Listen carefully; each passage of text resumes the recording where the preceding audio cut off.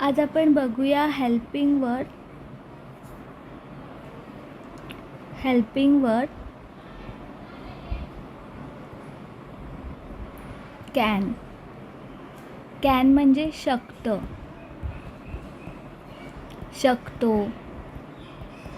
किंवा शकते.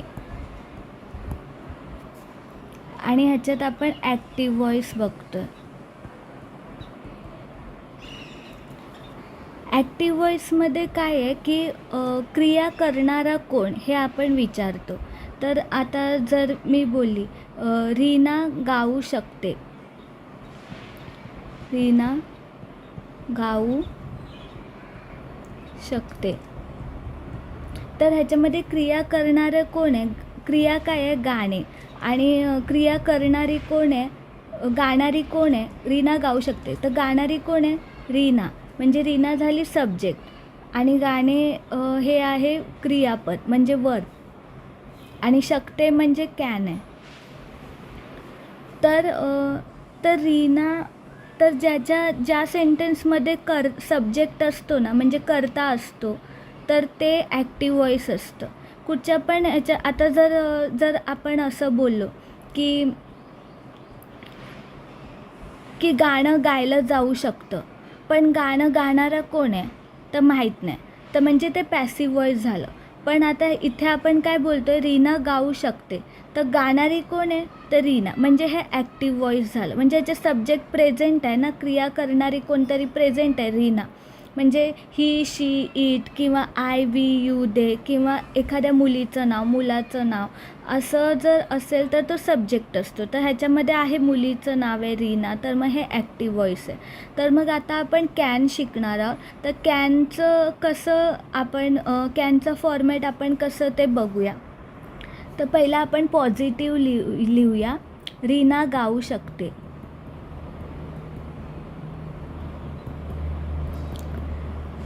आता ह्याच्यामध्ये फॉर्म्युला काय आहे पॉझिटिव्हचा?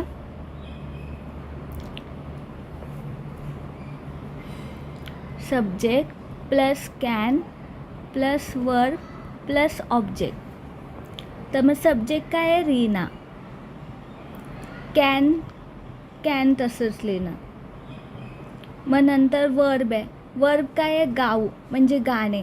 तर मग सिंग ना, सिंग.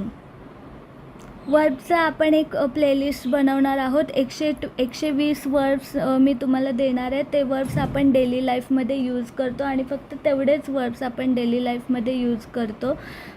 तर म्हणजे आपण घरी बोलताना, शाळेमध्ये, कॉलेजमध्ये, ऑफिसमध्ये, जिकडे तिकडे आपण जास्त करून ते 120 वर्ब्सच जास्त करून वापरले जातात.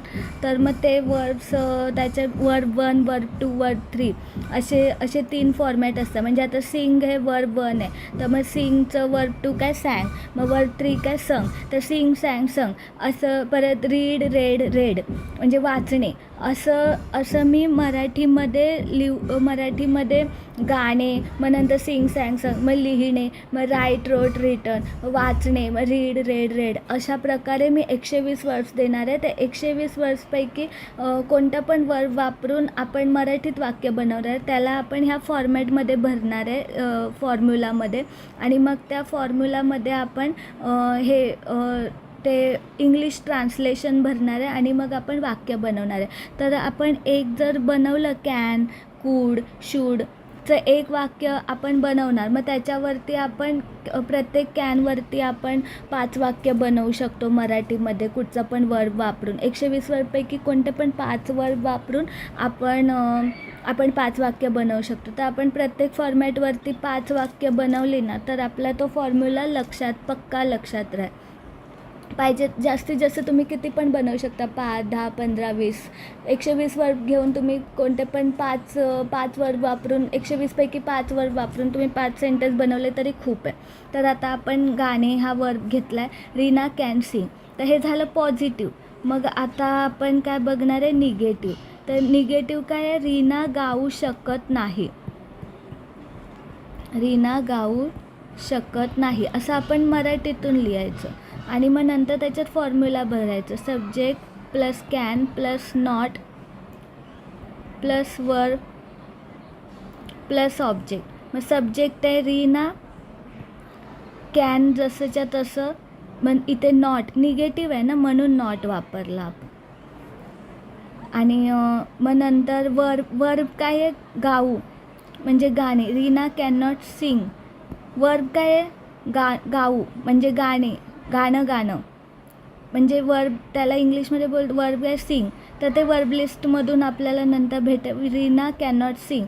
आणि ते ऑब्जेक्ट आता इथे काय हाय नाही ना, रीना गाऊ शकत नाही. त्याच्या पुढे काय ऑब्जेक्ट आता काय हाय नाही त्या वाक्यामध्ये फक्त. तर मग रीना कॅन नॉट सिंग एवढंच आहे. तर मग झालं वाक्य रीना कॅन नॉट सिंग. तर मग हे झालं पॉझिटिव्ह निगेटिव्ह. आता आपण बघूया क्वेश्चन पॉझिटिव्ह आपण कसं लिहिणार. तर आता बघूया क्वेश्चन पॉझिटिव्ह. रीना गाऊ शकते का.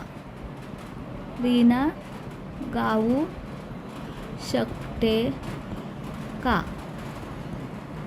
तर मग आता ह्याच्यामध्ये काय आहे, त्याचं फॉर्म्युला काय आहे. पहिलं कॅन येईल. Can plus subject plus verb plus object. मग आता इथे लिहिणार आपण कॅन. मग नंतर सब्जेक्ट काय आहे, रीना. कॅन रीना. वर्ब काय आहे, गाणे. सिंग.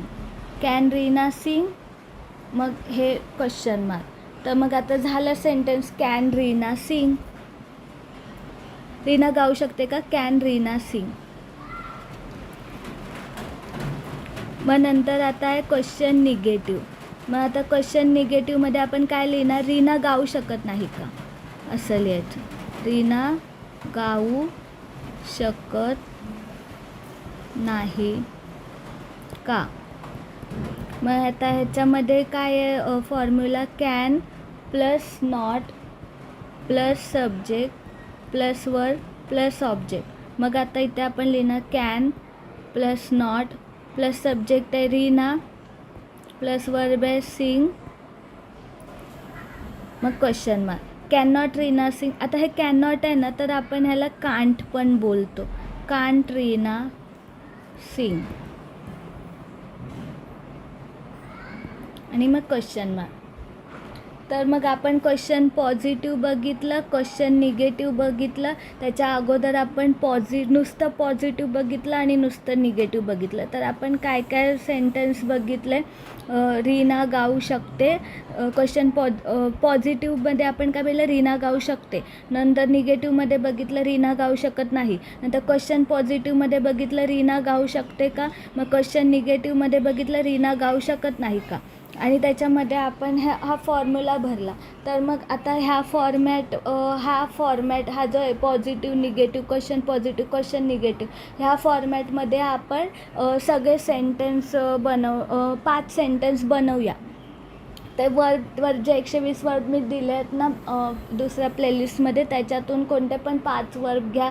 लिहिणे वाचणे नाचणे धावणे बसणे, कुठचे पण 5 वर्ब घ्या आणि त्याच्यातून 5 सेंटेन्स बनवा. आणि सब्जेक्टच्या जागेवरती he she it I we you they किंवा मुलीचं नाव मुलाचं नाव काय पण सब्जेक्ट वापरा आणि कुठचं पण वर्ब वापरा. आता इथे आपण गाणं हा वर्ब वापरला ना, तर मग कधी लिहिणे नाचणे वाचणे बसणे धावणे कोणता पण वर्ब वापरा. आणि शकते म्हणजे कॅनचे ह्या फॉर्म्युलामध्ये वेगळे 5 सेंटेन्स बनवा मराठीमध्ये. आणि मग ते मराठी सेंटेन्सला असं ह्या फॉर्मॅटमध्ये लिहा. म्हणजे आता समजा संतोष जाऊ शकतो, मग संतोष जाऊ शकत नाही. संतोष जाऊ शकतो का, संतोष जाऊ शकत नाही का, अशा प्रकारे ह्या फॉर्मॅटमध्ये मराठीतून लिहा. आणि मग त्याच्यामध्ये हा फॉर्म्युला भरा आणि त्या फॉर्म्युलामध्ये हे इंग्लिश वर्ड्स भरून असं इंग्लिश वाक्य बनवा.